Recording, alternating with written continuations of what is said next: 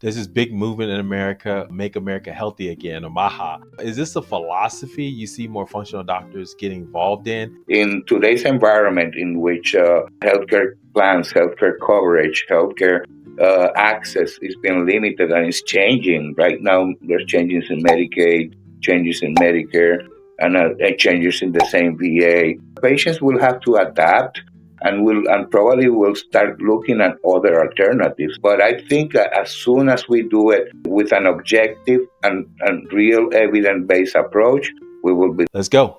Hey everyone, welcome once again to Medical Practice Success Secrets. I'm your host, the real Theo Harvey, and we're here to help you navigate the new normal of healthcare.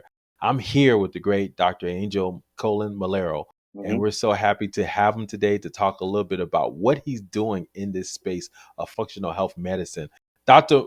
Colon-Molero, how are you today? Fine, fine. Here in sunny Florida. Beautiful day. Awesome, awesome, awesome. So we're ready to get started today. We're going to just jump right into the questions. Can you explain to everyone what exactly is functional health medicine and kind of walk us through what you think the vision is in the future for functional health medicine? Well, from my perspective, functional medicine is how I practice. It's a fusion actually of traditional medicine with complementary and alternative medicine. You know, there's many good things are out there that are quote unquote natural. There are many good things that are in the field of complementary medicine. But you know, from my perspective, and it's my intention as a internal medicine doctor, is that fusion of the good things of the past that we have experienced with complementary and alternative medicine plus the evidence-based treatments that internal medicine and other specialties provide. So that's for more or less my definition of what it is. It's really, taking the good out of complementary medicine and alternative measures together with traditional medicine. Yeah, when you look, you came from the background, worked at the Veterans Affairs or the VA offices for years. Traditional medicine. When you kind of compare that to functional medicine, what type of services are you delivering to patients to kind of deliver a unique experience that helps them with their healthcare? Yeah, so definitely trying to do a more holistic approach to the evaluation of patients, not only looking at the past medical history and other medications and things like that. So you have also to look at the environment of the patient. We are what we eat. We are influenced by everything that is outside of family, politics. So everything is affects down to reality goes to the patient. So having a more holistic approach, not only looking the pure anatomy or pathophysiology of the diseases, but also looking at everything that is influencing our patients, especially what they eat, what medications they're taking, what vitamins they are taking, and things like that makes a more comprehensive and realistic approach. Because doing so, patients feel comfortable telling your physician what they are taking or not or doing. Sometimes they think, no, he will laugh about me of do I doing that. No, we have to take in consideration all cultural traditions, past medicines, other alternatives. Because if we close that door, our patients their health could be jeopardized. They could be in really danger. You know, I know there's a lot about talking about vaccines, about talking other things, but you have to look at the patient, do a thorough analysis not only of the patient, his biopsychosocial environment, and then do an assessment and a plan of treatment based on that. Plus, doing metabolic analysis of the patient more in depth, genetic testing like 10x is doing with several of their labs, and doing an objective approach with the patient with real data that we can measure now. hmm Data is so important. And before we get into that, you kind of mentioned like watching what we're eating, what we put into our bodies, how we're kind of utilizing stuff. There's this big movement in America, Make America Healthy Again, or MAHA. Are you familiar with that? And, is this a philosophy you see more functional doctors getting involved in when you talk about better eating habits, watching what we do behavior wise and all that? What are your thoughts on that movement? make America healthy again. Yeah, that's a new approach, a new and an old approach that we have been bringing now to healthcare with our new Secretary of Health that is promoting this type of approach. And definitely in today's environment in which healthcare plans, healthcare coverage, healthcare access is being limited and is changing. Right now, there's changes in Medicaid, changes in Medicare, and changes in the same VA. Patients will have to adapt and probably will start looking at other alternatives that maybe are no so traditional. But I think as soon as we do it scientific, with an objective and real evidence based approach, we will be fine. You know, and as I said, there are a lot of good things going out there, but there's also a lot of dangerous things. So that's why complementary, I add complementary and alternative medicine because we have to look at to complement traditional medicine with these measures. In some instances, could be dangerous to patients just focusing on only one side of the formula. You have to look at both sides, the traditional medicine and the complementary medicine as well.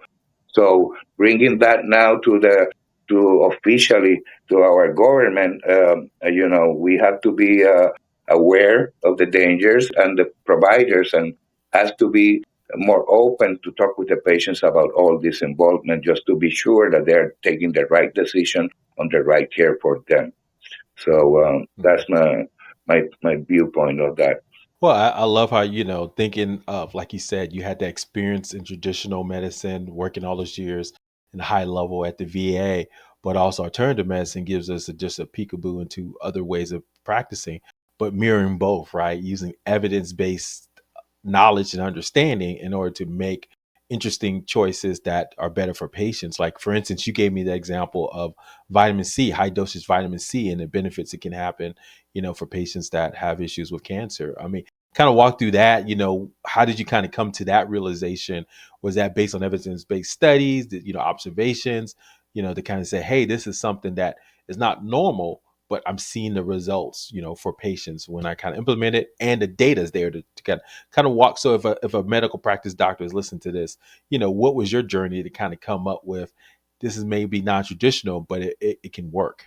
How do you go through that thinking process? Great question, and definitely vitamin C has been studied for many years. There has been for approximately. My father is a doctor. He's 89 years old now.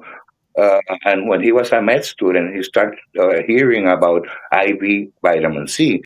And so studies has been since the early 50s and probably before that, focusing on the benefits of vitamin C as an antioxidant, quote unquote, for cancer, for response to cancer, and has come and go. Probably there has been a lot of probably not so much interest and because there's not so much money on that. It's a vitamin that you are giving. Pharma does not have a big interest on promoting things like that. So has been relegated to the physician. So, and right now there's a big move about high dose vitamin C, especially for cancers as a coadjuvant for the chemotherapy. People say that it's an antioxidant. It will interfere with the chemotherapy. No, a high dose vitamin C is a pro-oxidant. On the contrary, that actually attack the cancer cells directly. So avoiding natural cells. So that's the difference. That's why I said it's an antioxidant, quote unquote. Yes, and low doses of vitamin C is an antioxidant. But after reaching 300 milliosmol per liter in blood, becomes a pro-oxidant, and actually that's where the key effect, helping chemotherapy to do more effect on those bad cells. I love that, and how you kind of, got it from, your family as your doctor, your dad was a doctor, and then obviously doing your own research Mhm. and kind of understanding that from that standpoint, where doctors can be exposed to new alternative methodologies that they didn't realize unless they just opened themselves up to it. So I thought that was insightful. One of the things we talked about previously, we had talked about the need for labs done for patients, remotely, right? Be able to kind of get information so that you can make decisions. My company, we are a remote care solution program provider where we provide, devices for patients remotely and help them remotely with care. What are your thoughts about the benefits of direct to consumer lab tests? Is that helping patients that you see, and you're getting these results near real, in a short amount of time? Is that helping impact their lives for the better so you can make better decisions? Yeah, and actually, that's something that is coming out, and I was amazed when I get my price list for labs for, I don't want to say big companies like LabCorp, but I am not saying no names, and realizing the cost the patient have to pay if they ask that is a direct pay patient versus the cost that I get as a provider with a contract with the lab company. I get a lot of better price. You will be amazed. So having, and plus the convenience that many of those I could, most of those I could do it on my office, but we also have nowadays several respectful companies that does labs by mail and send the results. Like 10X is one of the companies I am affiliated now as well. That they have a pretty thorough panel of genetic panel for deficiencies and look what the patient really needs and what we need to focus on.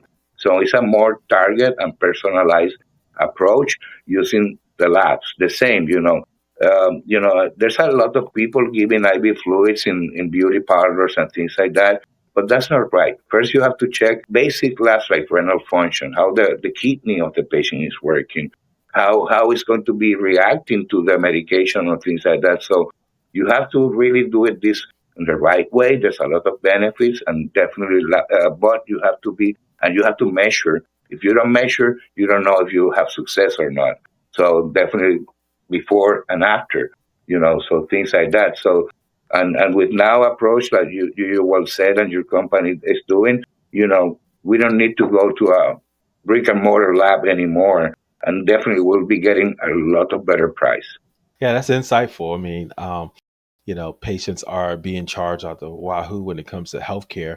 And, I think, like you mentioned, also pharmaceutical companies, they're not incentivized to do research on vitamin C because of pricing. So it does seem like the profit motive is driving a lot of this. And that's unfortunate, right? They don't want patients healthy, or they don't want alternative methods, right, to kind of help people. So is that why you made your choice to kind of go down functional medicine? I know you said you actually did, a study in it. Obviously, you were in big corporation, big healthcare for a while, right? When did you start making that turn to functional health? While you were working in the system, Hmm. or is this something you thought about a long time because of these issues from a financial standpoint and for patients just not getting healthier? What Yeah. made you make that decision? And what really was there a moment inside big healthcare where you say, you know what, I need to do my own thing and go back on this alternative path? Yeah, during my medical practice, and for the almost 40 years now that I've been in the field, I have seen, at the beginning of the practice, I always remember a case that I had in a hospital of a patient that came admitted, a female patient with potassium and two. Potassium is one of the substances that you have in the blood that's very important. And when we start digging in, what happened? Her husband was giving her enemas because she was feeling bad and making it worse. Mm, Each enema was taking out potassium. So since that day, I started looking, complementary alternative medicine in other eyes, and during my entire career, just always been, interested on the topic. But about 7 to 8 years ago, before the COVID, start as one of my job on the VA during that on the last 7 years was working in the innovation office. We do have a Veteran Health Administration innovation office. And one of the areas that we were looking was we do have alternative and complementary medicine in the VA. We do, and we have research. So when I started looking at that, I said, I was really bored. I said, maybe I go study and start looking and found a program that offered a master's degree in complementary alternative medicine. And as I said, it's not because I am a big fan, but I know that there's a lot of good things, but there's also a bad thing. So I went to that route so I could say I studied this. It's not because I'm as a physician, I'm saying, no, this not work. No, I studied this so I could give you a more informative opinion of your treatment or what you want to try. And I think that's so important for physicians to have an open mind because you made a good point. There's things, like you said, with the potassium and, getting the enema and understanding what was the cause of having her pain. So, you're driven by a case, right? And trying to uncover that, but also being open to kind of listen to this because what's happening now, individuals are getting their data from social media, right? These health influencers who come in and say, you should need to do this, you need to do that. And, they may be right, they may be wrong, but they don't have any evidence backed studies to show that, or they haven't even studied it to give you the pros and cons. And so people are going to the doctors and say, well, this is what, I don't like. I was watching this TV show. It was called The Pit. And this family, measles vaccinations. People didn't want to get measles vaccinations, right? Because of this. Or they didn't want to get the spinal fluid taken out, for an issue. So it was just like all these things people didn't want to do because of what they heard influencers told them. And and I think, having a doctor that's open minded enough to kind of at least understand, because ultimately people want to just be healthy, right? But if you have a doctor like you who studied this and understands the challenges people come with, and they come with you with some stuff like that, you're going to be like, yeah, I've heard of that, but X, Y, and Z.